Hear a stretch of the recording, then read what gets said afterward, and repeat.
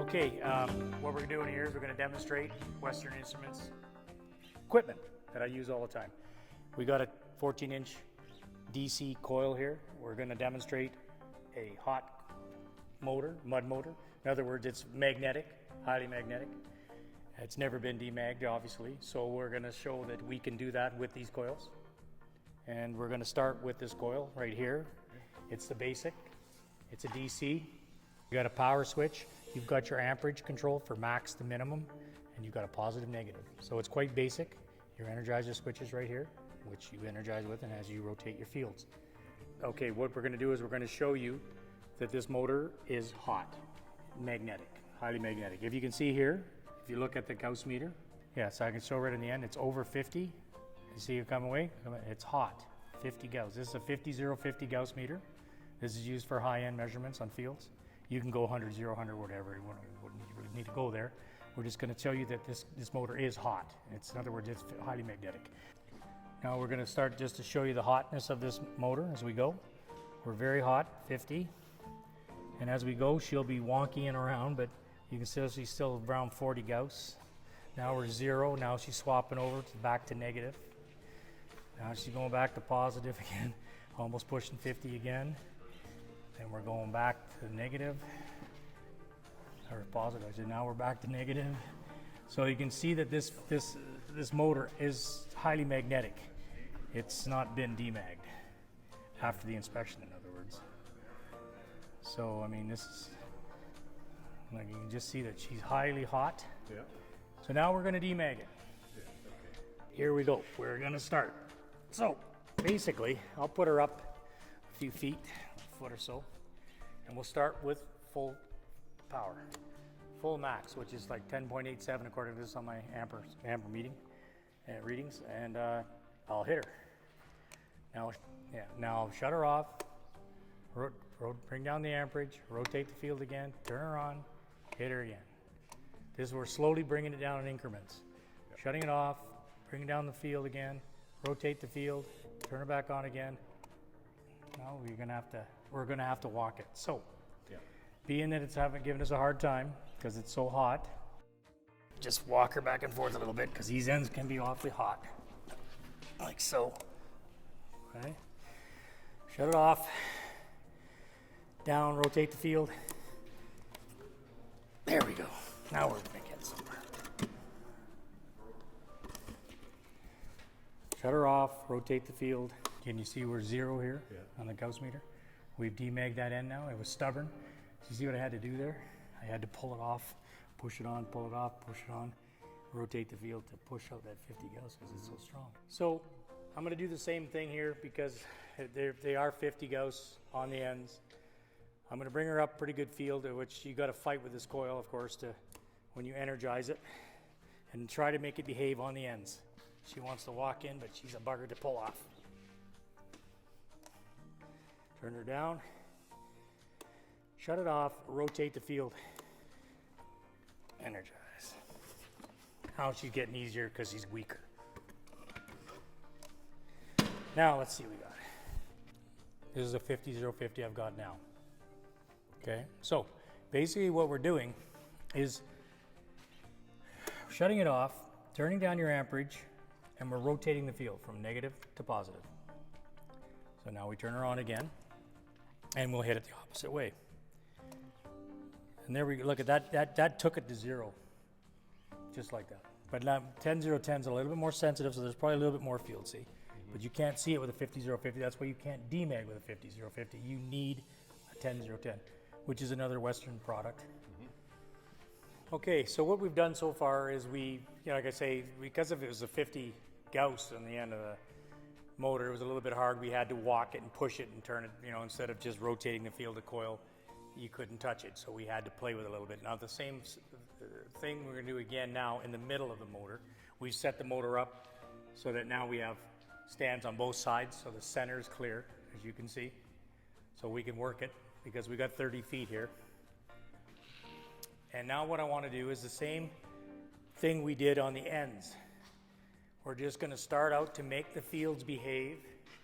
We're just going to walk it back and forth and make it positive one way, negative the other, positive, and make the field behave and walk it down so that it's more easier to demag, in other words, when you get it behaving.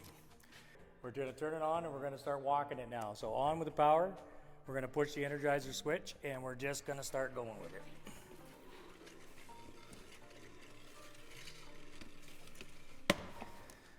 All right, we get here, we shut her off. I'm going to turn her down about 25%. I'm going to rotate the field, turn her back on again, and we're going to go again, back the other way.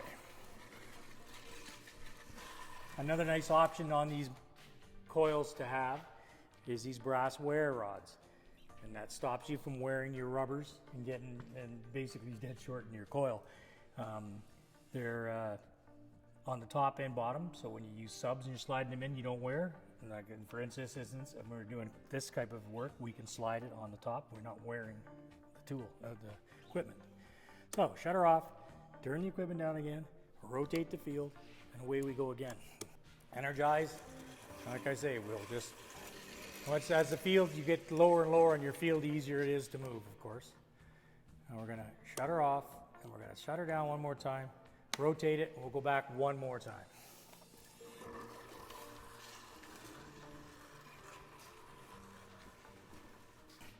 So basically we got 10 here, and it's positive all the way. Look at 10. So I've got it quite weak. Maybe we'll use a 20, 0, 20, we'll have a look, but there you can see it's still 10. I'm gonna keep going here. Okay. It's 10, it's 10. Now we're neutral, and now we're neutral. Now we're going positive 10. So we've made the field behave basically in one stage here in the center. You got your neutral point where your field switches. You've got 10 Gauss on either side. That's an easy enough field to walk out. Basically what I do is you take your ID of your coil times your thickness is your radius 1 field. So this is a 14-inch coil, 6 inches wide, so 20 inches on either side is your radius 1. So you'll see me walk about every 20 inches with the coil now because I can control that field within that zone because it's my radius 1 strong field. Then I'll start banging it down, okay? Now we're neutral here and we're going the other way here. So right at that neutral point, I will take the coil and put it right in the middle. Put it to a very weak field, opposite the field that I've got, and hit it, see? And basically what I've done there is I've neutralized it. It should be all the way on both sides now of that coil. We should be at about a 0, see? 0, 0, 0, all the way. See, we've neutralized this, coming out positive again, which I say we gotta go down about another 20 inches and do it again, okay? So we will, right here. Start again. Turn it down a bit, rotate the field, energize. Turn it down a bit, rotate the field, energize. Oh, we gotta take the field, turn it down a bit, and energize. But it's not strong enough, we have to come up a little bit more. Because of the internal parts, sometimes they can be real stubborn. To get that DC field into them, it can take like an hour and a half to do this, these motors, it really can. It can be real pain.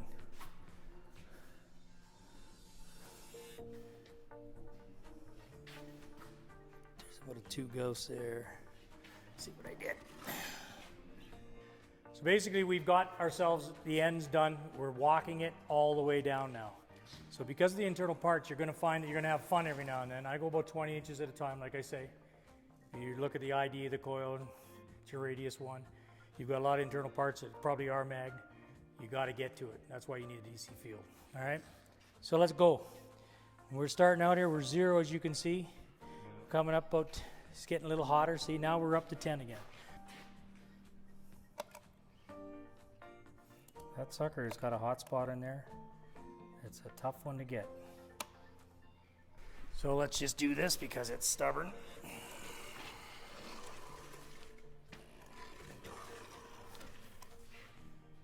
Turn it down.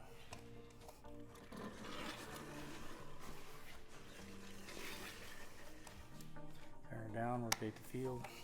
We just got to keep working with it. Like I say, once you got it behaving, then you just got to keep working, step at a time.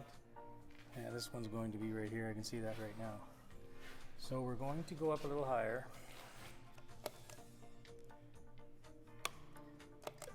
Step it down, rotate the field.